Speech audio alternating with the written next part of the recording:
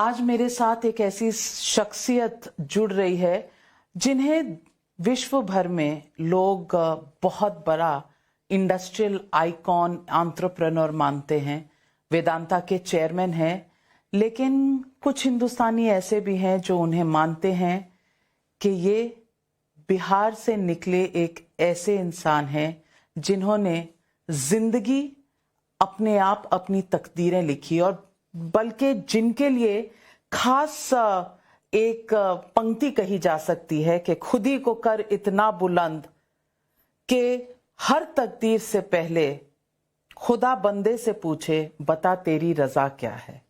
Anil Agarwal ji, chairman of Vedanta, thank you very much for joining me on frankly speaking. Thank you very much to Times Now and Times Now Bharat, और आपसे specially, आप तो icon हैं पूरे हिंदुस्तान में, और हमें ऐसा अवसर मिला कि आपके साथ बातचीत करें और टाइम्स नाउ के साथ बातचीत करें। हम लोग कभी बिहारी बोलने में मेरे को कभी ऐसा महसूस नहीं हुआ कि हरदम गर्व ही महसूस हुआ कि मैं जिस जगह से आया हूं वहां किसने पैदाइश नहीं ली है। चंद्रगुप्त मौर्य से बात कर लीजिए तो अपने गुरु गोविंद साहब की बात कर लीजिए, बुद्धा की बात कर लीजिए, आप महावीर की बात कर लीजिए, जयप्रकाश नारायण की बात कर लीजिए, सीता जी की बात कर लीजिए।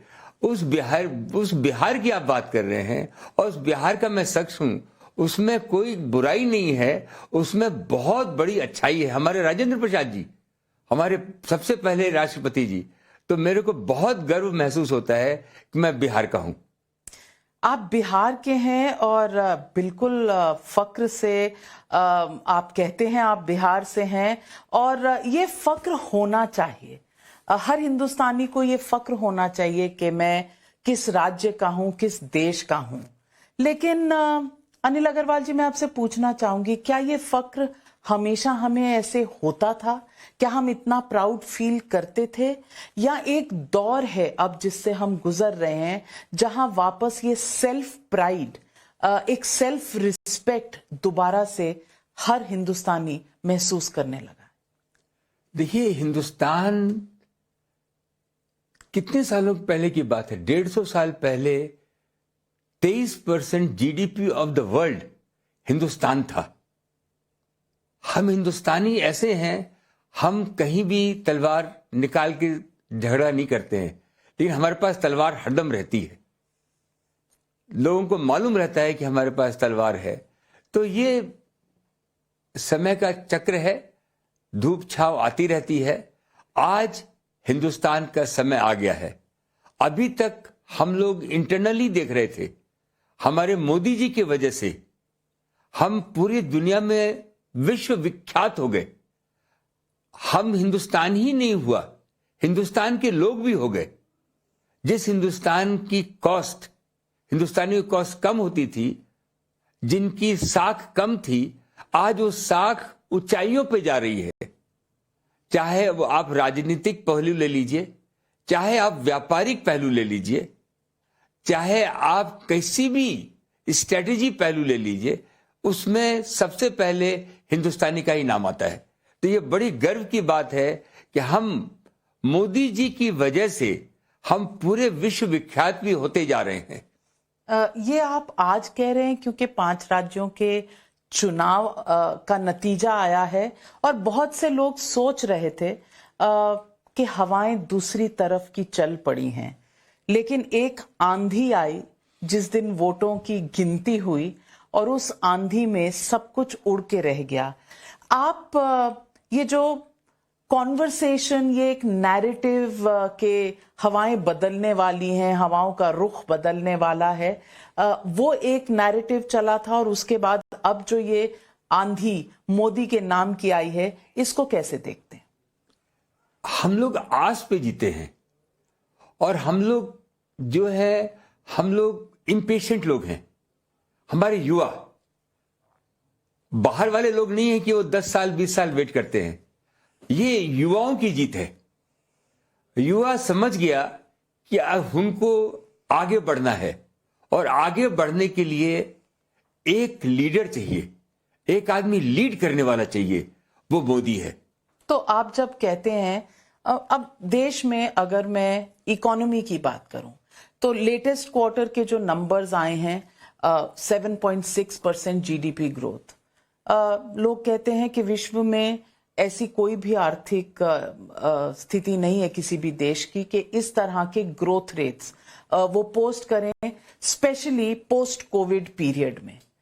आपको लगता है कि कुछ लोग हैं जो इस सक्सेस स्टोरी को बयान करते हैं और कुछ लोग हैं भारत के अंदर ही जो हमेशा कहते हैं कि ये देश नीचे चले जा रहा है, यहाँ लोगों के पास नौकरी नहीं है, यहाँ लोगों के पास खाने को नहीं है, गरीबी बढ़ती चली जा रही है। उनको क्या ये स्टोरी नजर नहीं आ रही? आप इकोनॉमिक लेवल पर आपसे बेहतर कौन समझेगा कि भारत की स्टोरी क्या है? देखिए, मोदी जी खुद भी बोलते हैं, हम लोग भी समझते हैं, हम लोग डेमोक्रेटिक कंट्री हैं और डेमोक्रेटिक कंट्री में क्रिटिसिज्म होगा ही और उस क्रिटिसिज्म से हम लोग और तैयार होते हैं। हमारे दारा सिंह जो थे वो मार खाते थे, मार खा के वो तैयार होते थे। तो ये तो रुख है, रुख चलेगा ही चलेगा। लेकिन आप देखिए, कभी हमने सोचा भी नहीं था $4 ट्रिलियन आज के दिन हमारा स्टॉक मार्केट जल रहा है। आज हमारे युवाओं, ये सारी आस की बात है ना, आज एस्पिरेशनल। देखिए हमारे यहां आज जो लड़कियों को जो एक स्वाभिमान, एक उनको लगा कि हमारे लिए भी आस है। पूरी दुनिया में खाली 10% लड़कियां हिंदुस्तान में काम करती हैं, औसतन 30% लड़कियां पूरी दुनिया में काम करती हैं।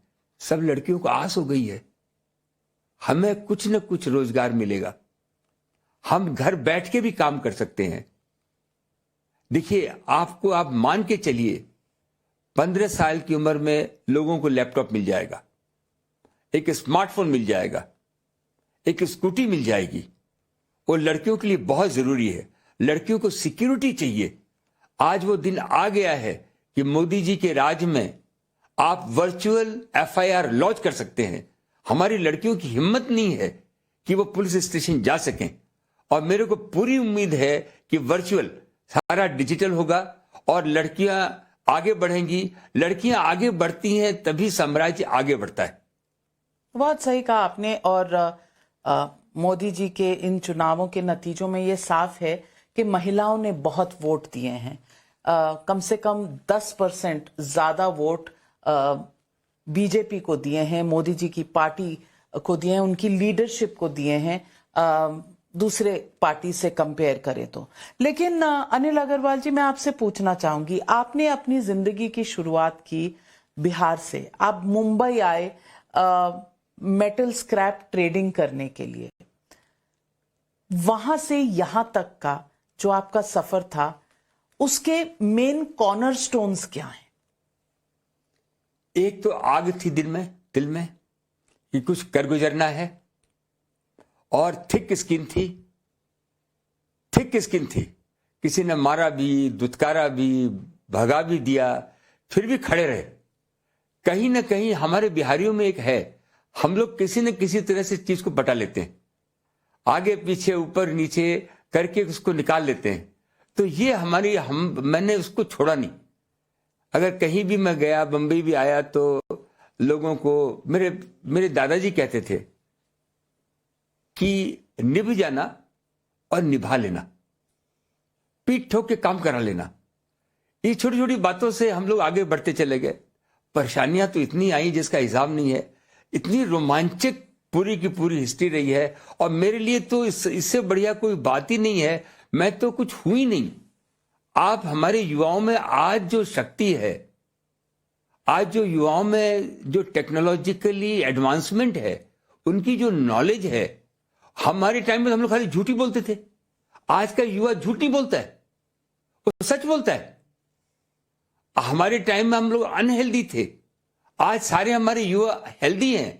तो मेरे को तो लगता है आने वाले दिनों में जो हमारे जो युवा हैं पूरी दुनिया में आगे बढ़ेंगे, हिंदुस्तान में आगे बढ़ेंगे। मैंने आपको बात बताई कि ऑनलाइन जिस चीज में वो चाहते हैं, दुनिया छोटी हो गई है, उसमें कहीं ना कहीं लाइवलीहुड वो खोजेंगे, लेडीज खोजेगी। एंटरप्रेन्योरशिप तो हमारे पास क्या है हिंदुस्तान में? इसे एंटरप्रेन्योरशिप है, अपॉर्चुनिटी है, is a land of opportunity जो अमेरिका में हम लोग बोलते थे। अमेरिका में भी जो अमेरिका और इंडिया में ज्यादा फर्क नहीं है। हमारे यहाँ खाली एक ही फर्क है, हमारे यहाँ संस्कार भी है। हम माता पिता रहते हैं तो उनके पैर छूते हैं, बड़े बुजुर्ग देखते हैं उनके पैर छूते हैं। ये हमारे जो संस्कार हैं वो हमारा प्लस पॉइंट है। इन सब बातों को देखते हुए आज चाइना प्लस, चाइना और रशिया की कोई बात ही नहीं करता है, हिंदुस्तान की बात करता है। इसमें हमको लगता है कि हमारे युवाओं को आज सबसे ज्यादा जरूरत है कि युवाओं को जगह काम मिले। हम युवाओं को एंटरप्रेन्योर नहीं बोल के को एंटरप्रेन्योर बोलते हैं। एक एंटरप्रेन्योर होता है, एक को एंटरप्रेन्योर होता है, जो एंटरप्रेन्योर के साथ लगता है। अकेले एंटरप्रेन्योर तो कुछ कर नहीं सकता है, उसके साथ लोग चाहिए, वो ये सारे के सारे लोग जुड़ेंगे। तो लोग चाहिए तो ठीक है, लेकिन एक वातावरण भी चाहिए, एक बिजनेस के साथ पॉलिटिकल एटमॉस्फेयर भी चाहिए, स्टेबिलिटी भी चाहिए। मॉर्गन स्टैनली की रिपोर्ट ने कहा था कि अगर स्टेबिलिटी ना हुई 2024 में तो इंडिया की डेवलपमेंट में एक प्रश्न चिन्ह लगेगा। मैं आपसे पूछना चाहती हूं, आपकी कंपनी ने पिछले 8 सालों में 3.5 लाख करोड़ का टैक्स दिया है। अब ये टैक्स तो आपने दिया है, ये देश की तरफ एक फर्ज भी है, लेकिन दूसरी तरफ आज बहुत से सवाल भी उठ रहे हैं कि आपकी कंपनी की फाइनेंशियल स्ट्रेंथ का क्या होगा। 18 बिलियन तक आप आए, पर अब आपका डेट एक कंसर्न एरिया है। How big a challenge is this for you?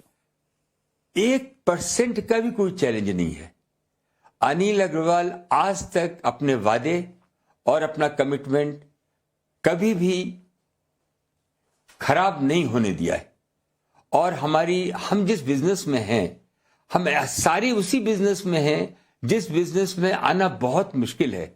जिस चीजों को हम इंपोर्ट करते थे, नॉर्मल तो सारा काम करता है, कुछ ऐसा काम करें जो कि असंभव काम हो, और वो सारे असंभव काम किए। तेल बनाना, एल्युमिनियम बनाना, कॉपर बनाना, सेमीकंडक्टर बनाना, ग्लास बनाना, ऑप्टिकल फाइबर बनाना।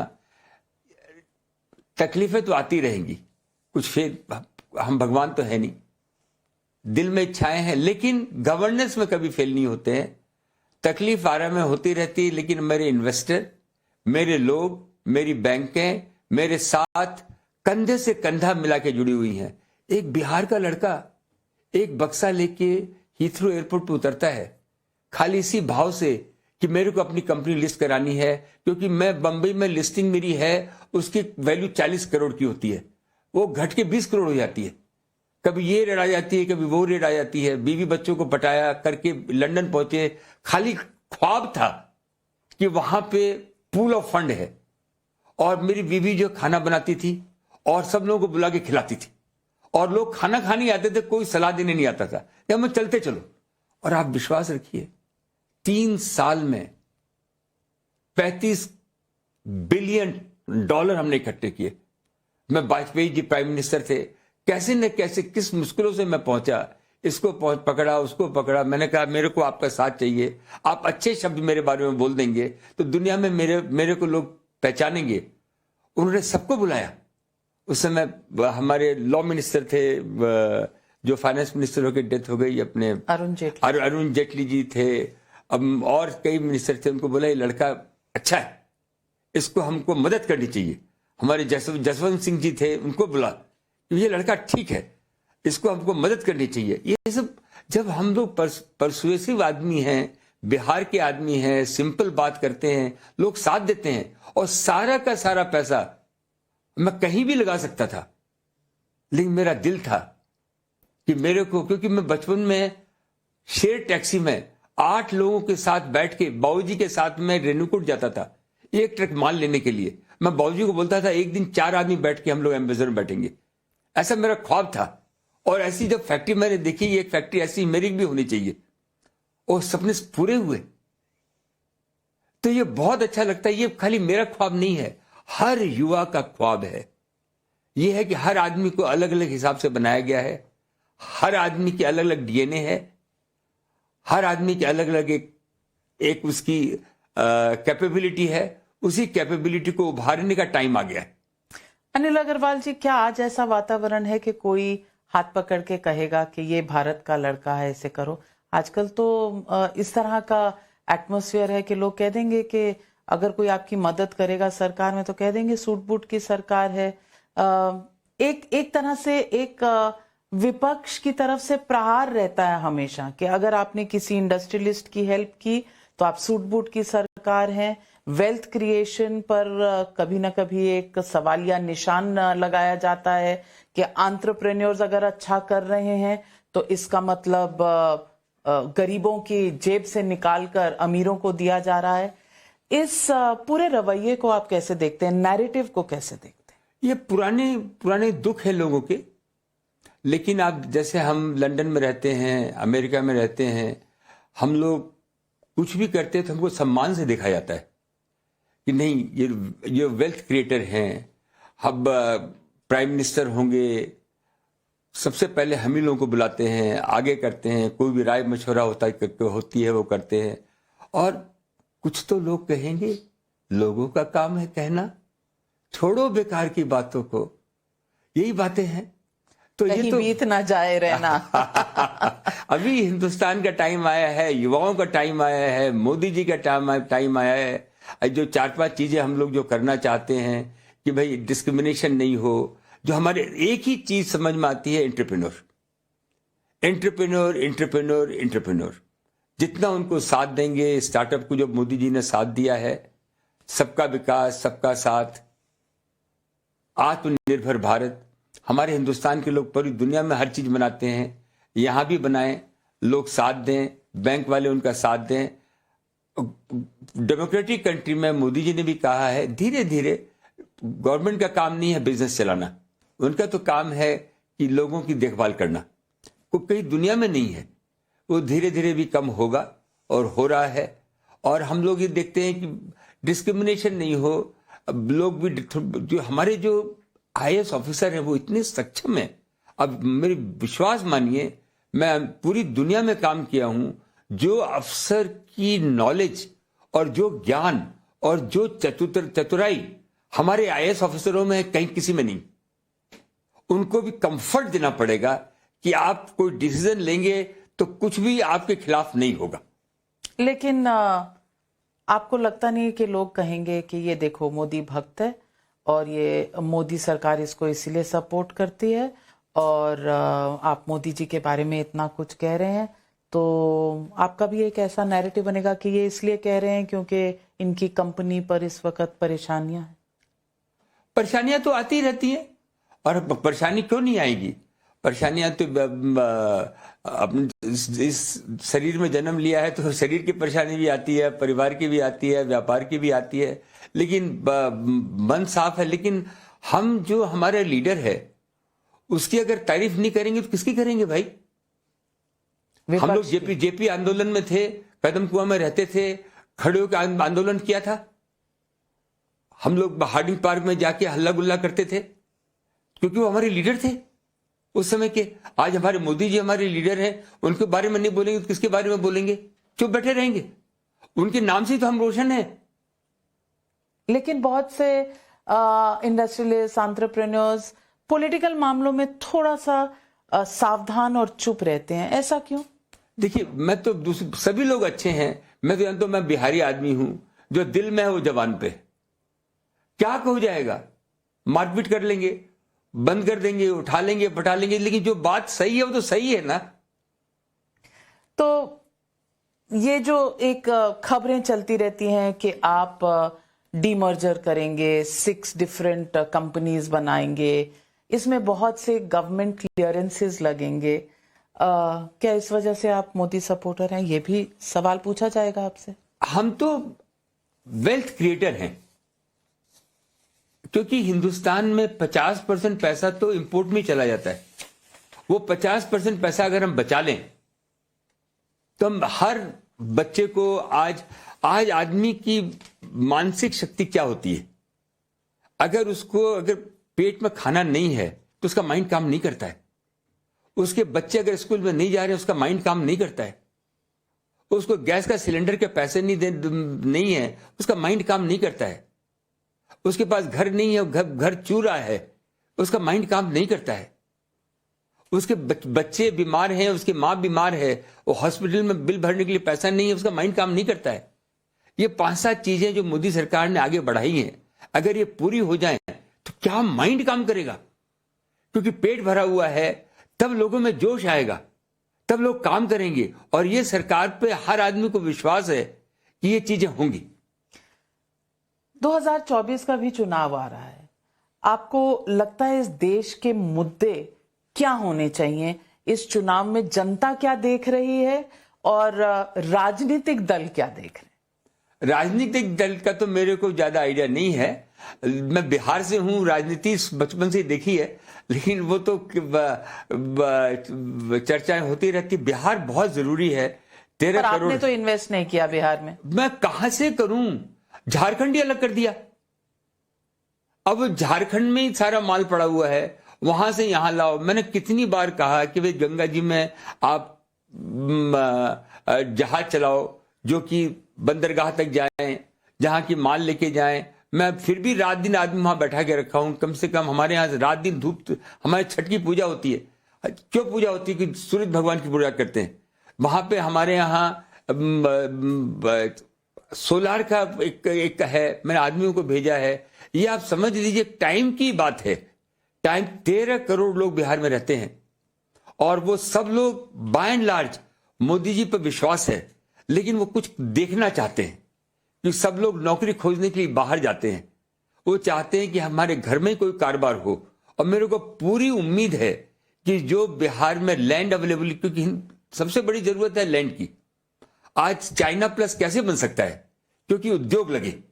वर्ल्ड का बेस्ट उद्योग इंडिया में लग सकता है, उसके लिए लैंड चाहिए। मैंने कहा है कि लैंड में बिचौलिए जो है आगे लैंड को लेने ही नहीं देते। 7 बार सारा डिजिटलाइज हो गया है।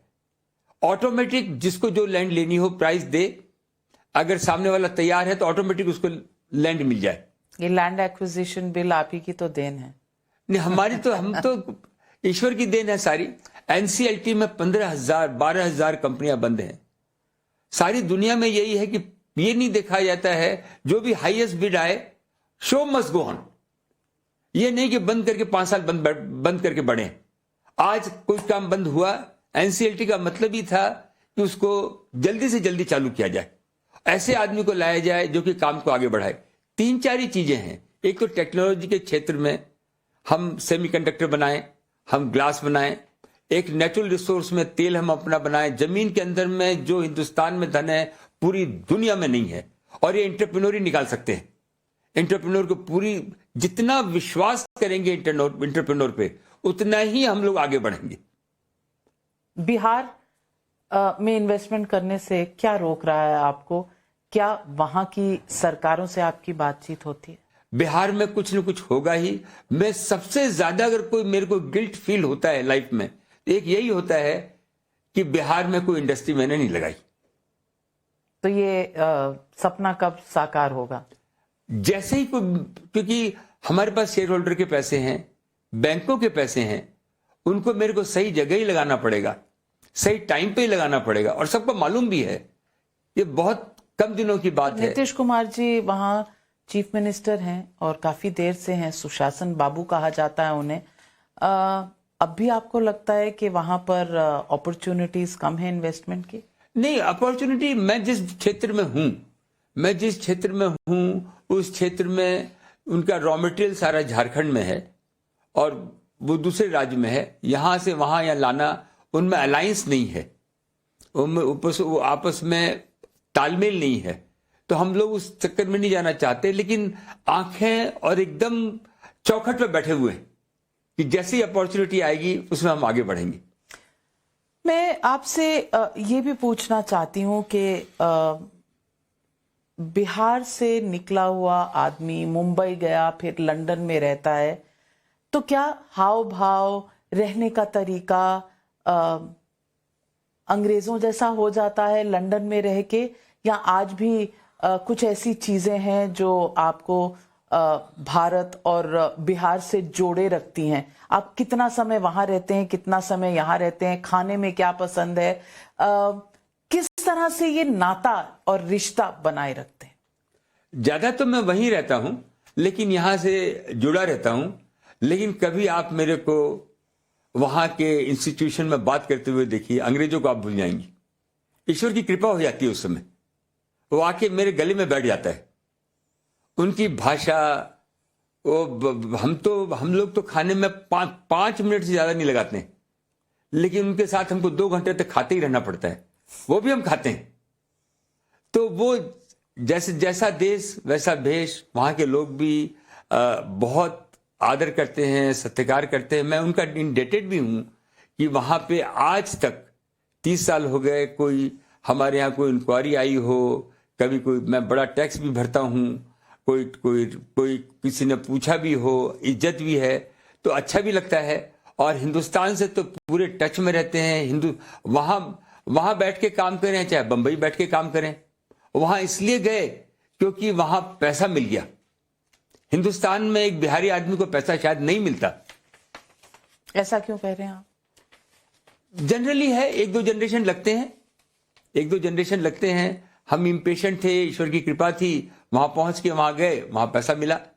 लेकिन पैसा को हमने वहां बोल के लगाया कि हम हिंदुस्तान में लगाएंगे। हिंदुस्तान में बाल्को ली, हिंदुस्तान जिंक लिया, सेस अगुआ ली, केन एनर्जी ली, 22 कंपनियां ली। 22 की 22 कंपनियां आज प्रॉफिट में चल रही। और हमारे यहां बाय एंड लार्ज 1 लाख लोग काम करते हैं। कोई union, by and large union नहीं है, सब लोग साथ मिलकर काम करते हैं। मेरे को घर वाला समझते हैं। ये ईश्वर की कृपा लगती है। 22 कंपनियां आपने ली।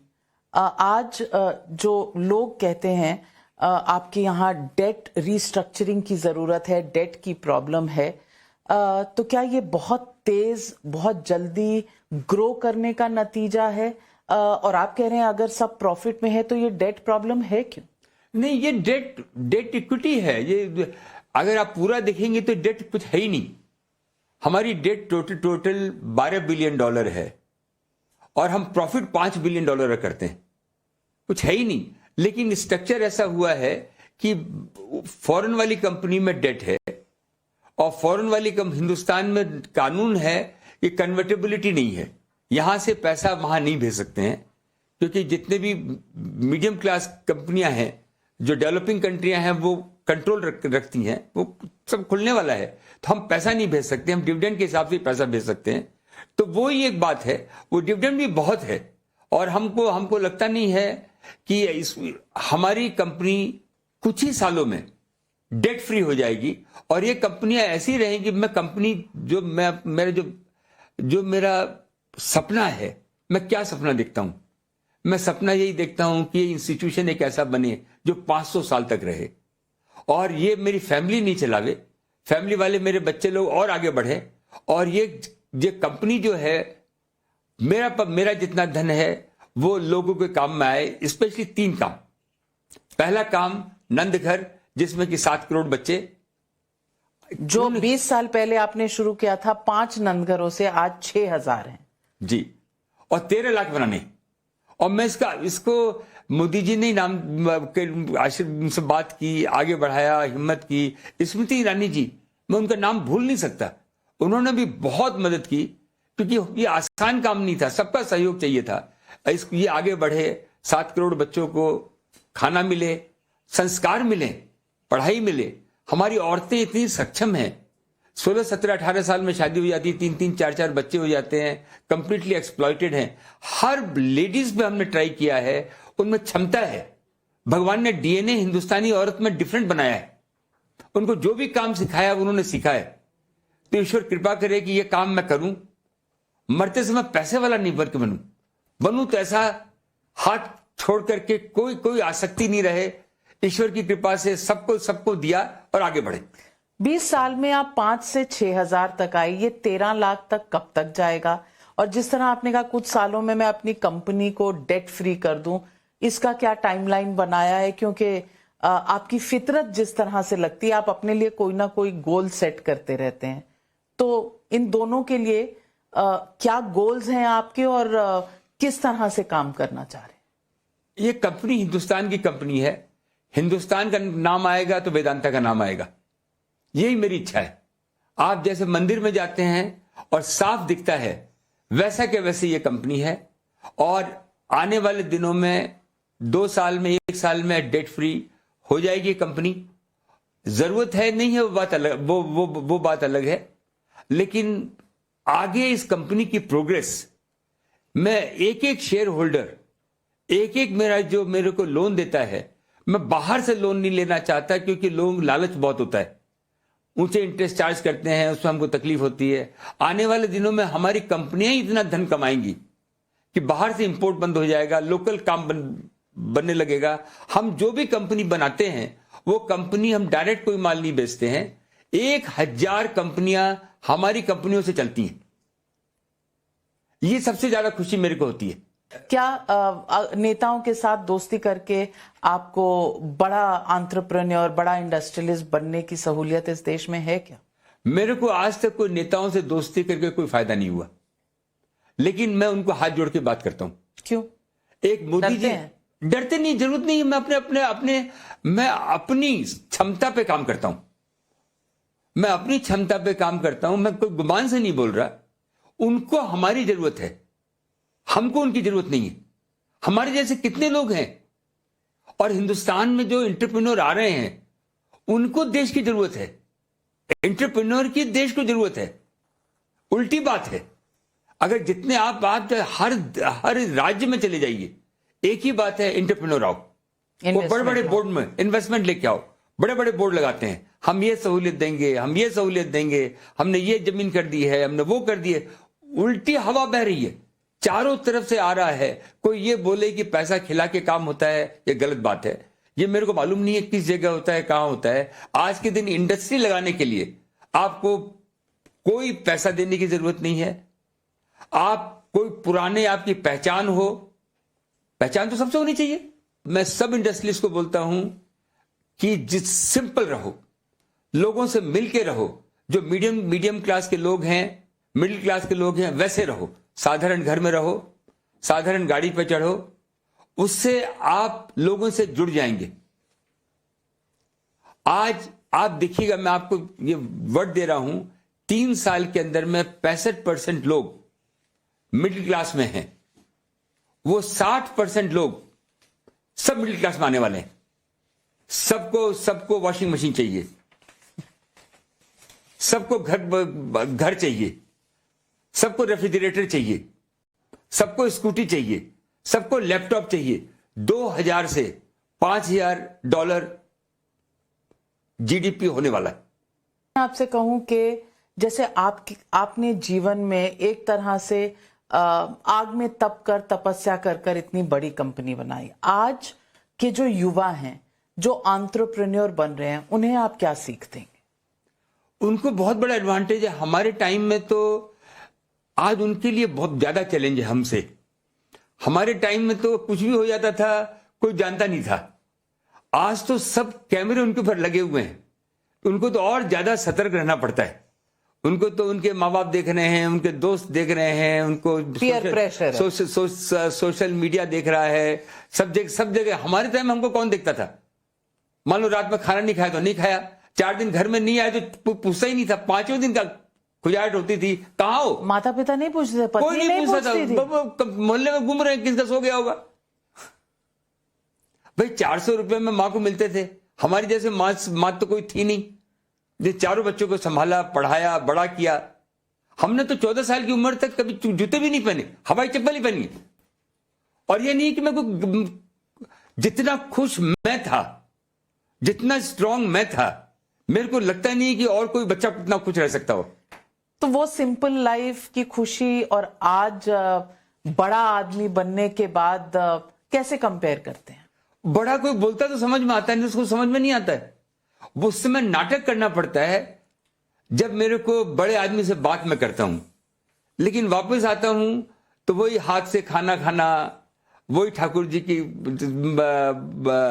सेवा करनी, वही अपनी बिहारी भाषा बोलनी, वो का वो है। बाय एंड लार्ज ये है कि जैसे जैसे उम्र बढ़ती है स्वास्थ्य को ध्यान रखना पड़ता है, आसपास ध्यान रखना पड़ता है, जैसे वो करना पड़ता है, बट ज्यादा फर्क नहीं आया है। दो चीज है कि मच्छर नहीं दिख, थोड़े से मेरे को खराब लगते हैं, मच्छर नहीं हो और टॉयलेट थोड़ा साफ हो, बस दो चीज रहे तो मैं कहीं भी रह सकता हूं। तो इतनी सिंपल, बस इतना सा ख्वाब है। दो चीज चाहिए कि बिना मच्छर। खाने में आज भी लिट्टी चोखा कुछ याद आता है, या वो 5 कोर्स 7 कोर्स मील ज्यादा अच्छा? 5 कोर्स उसको ऐसा खाते हैं कि लोग देखते रह जाते हैं, लेकिन आप बोले खाएंगे क्या?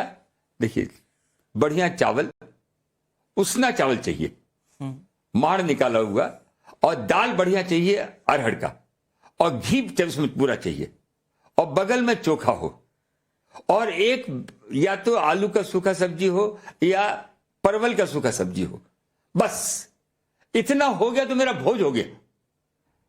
तो फिर भी दिल है हिंदुस्तानी आप। जो अच्छा लगता है वो बता रहा हूं आपको मैं। तो कौन देखकर मानेगा कि कहां 400 450 रुपए लेकर आप निकले थे, $18 बिलियन की कंपनी चलाते हैं, तो कुछ तो ऐसी आदतें हुई होंगी, बड़ी गाड़ी, बड़ा कुछ तो शौक ऐसे हुए होंगे जो लोग कहते हैं अमीरों के शौक होते हैं। मैं युवाओं को यही बोलता हूं कि सपने देखना किसी के बाप की वो नहीं है। आप भी सपने देख सकते हो, सपने देखना, पर सपने सबके तो पूरे नहीं होते। क्या फर्क पड़ता है? शाहरुख खान बनने के लिए हर आदमी बॉम्बे पहुंचता है, ये पहुंचता है, चाय की चुस्की मारता है, बोलता है कल बन जाऊंगा। तो सपने देखना जरूरी है। सपने देखना जरूरी। और सपनों को साकार कैसे करना, उसका कोई फॉर्मूला? वो तो अपने शास्त्रों में लिखा है, कर्म करते चलो, फल छोड़ दो, वो होगा ही। कभी अपने मन को खराब मत करो, आगे बढ़ते चलो। या पक्का समझो कि हिंदुस्तान जो आज है वो आगे बढ़ रहा है। एक नजारा भी होता है, एक हवा भी चलती है, एक हवा चली है। आप देखिए, पूरे जहां भी आप जाएं, बड़ी बड़ी कंपनियों में जाएं। मैं अभी कितने दिन पहले, 10 दिन पहले एक लेडी से मिला, सिंपल सी लेडी थी, वो आके मेरे को इंट्रोड्यूस की कि मैं नीना हूं। Very nice. कहाँ हो? बोले मैं हिंदुस्तान लीवर में काम करती थी, फिर मैं लीवर ब्रदर्स में काम की। मतलब अभी कहाँ काम करती हो? तो बोले मैं शैनाल में काम करती हूँ। तो मैं शैनाल में कहाँ काम करती हो? तो बोलती हूँ मैं CEO हूँ शैनाल की।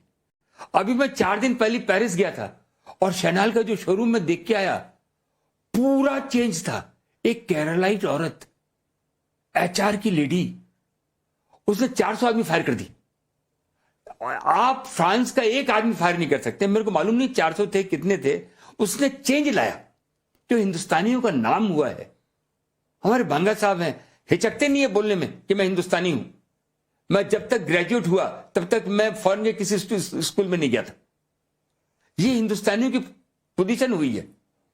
हमारे देश में एक डिबेट इस पर भी चली थी कि इंडिया या भारत। तो जब G20 के दौरान प्रधानमंत्री और प्रेसिडेंट का जो इनवाइट आया गवर्नमेंट ऑफ भारत, तो उस पर भी एक डिबेट छिड़ गई। आप क्या मानते हैं इस डिबेट के बारे में? ये चलता ही आ रहा है कि भारत भी वही है, इंडिया भी वही है। विलायती लोग आए तो इंडिया बोला, हम हिंदुस्तान वहां पटना जाते हैं तो हम देखते हैं हार्डिंग रोड है, फ्रेजर रोड है। अरे सारे लोग लाद में लगे हुए हैं, फ्रेजर रोड क्यों नाम रखा है? इसका नाम महात्मा गांधी राम रोड रख दो। अरे तुम काम करो यार, फ्रेजर रोड ही रहने दो, क्या फर्क पड़ता है? जस्ट सेइंग, ये नाम जो है, नाम के पीछे अपने what's in a name, Shakespeare ने कहा था। What's in the name. अपने बच्चों को आगे करो, खुद आगे बढ़ो, आगे बढ़ के अपना नाम रोशन करो, देश को आगे बढ़ाओ, देश में पैदावार अच्छी करो। पैदावार हमने अच्छी की है, हमारे किसान आगे बढ़े, हमारे मजदूर आगे बढ़े।